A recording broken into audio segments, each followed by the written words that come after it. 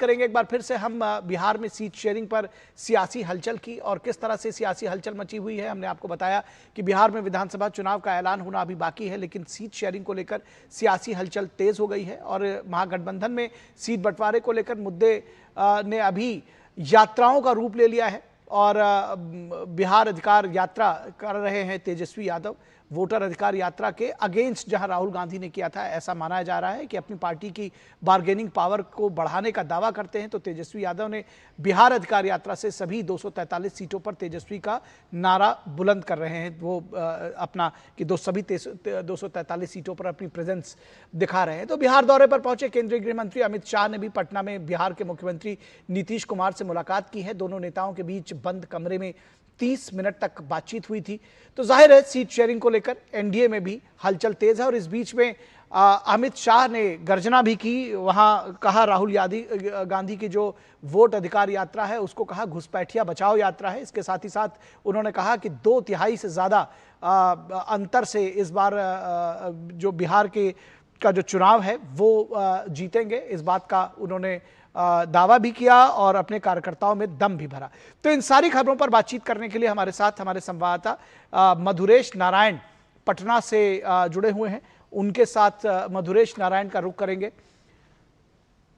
मधुरेश, किस तरह से आप देख रहे हैं सियासी हलचल दोनों ही पक्षों में, क्योंकि जहां एक तरफ यात्रा बनाम यात्रा करके अपनी अपनी प्रेजेंस दिखाना चाहते हैं महागठबंधन में, वहीं अगर हम अमित शाह के दौरे को देखें तो उससे भी बड़ी उम्मीदें हैं लोगों को के बीच में। ये बात कही जा रही है कि शायद सब कुछ सेटल हो गया है, जो 30 मिनट की मीटिंग हुई है उसके बाद में।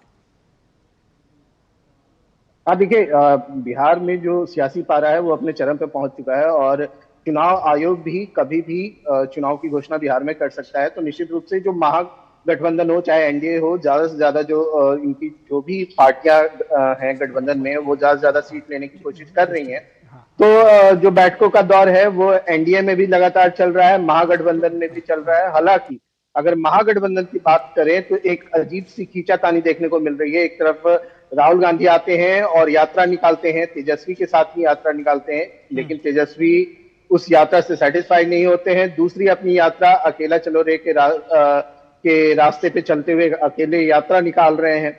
दूसरी तरफ एनडीए में अगर आते हैं, महागठबंधन को छोड़कर अगर एनडीए की बात करें तो एनडीए में अभी तक सारी पार्टियां इंटैक्ट दिख रही हैं, सब कुछ सेटल दिख रहा है। जब अमित शाह पहुंचे तो नीतीश कुमार के साथ में एक हेल्दी मुलाकात हुई, 20 मिनट तक दोनों की बंद कमरे में बातचीत हुई और इसके बाद फिर अमित शाह ने कार्यकर्ताओं के साथ में 2 संवाद कार्यक्रम में हिस्सा लिया और इस संवाद कार्यक्रम में उन्होंने जो कुछ भी कहा वो सिर्फ बीजेपी नेताओं के लिए नहीं था, वो कॉम्पैक्ट एनडीए के कार्यकर्ताओं, एनडीए के नेताओं को इस संदेश था कि किस तरह से गठबंधन की मजबूती को लोगों के सामने रखना है। बिल्कुल, ये बात आपने पॉइंट ये जो रखा मधुरेश, हमारे पास आज समय कम है, लेकिन ये जो पॉइंट है आपका ये निश्चित तौर पर बड़ा है कि उन्होंने सिर्फ बीजेपी कार्यकर्ताओं को संबोधित नहीं किया, उन्होंने एनडीए एज ए होल सबको संबोधित किया और ये एक बात दिखाता है कि एनडीए कहीं ना कहीं इंटैक्ट है और वो मिलकर चुनाव लड़ने के लिए तैयार है।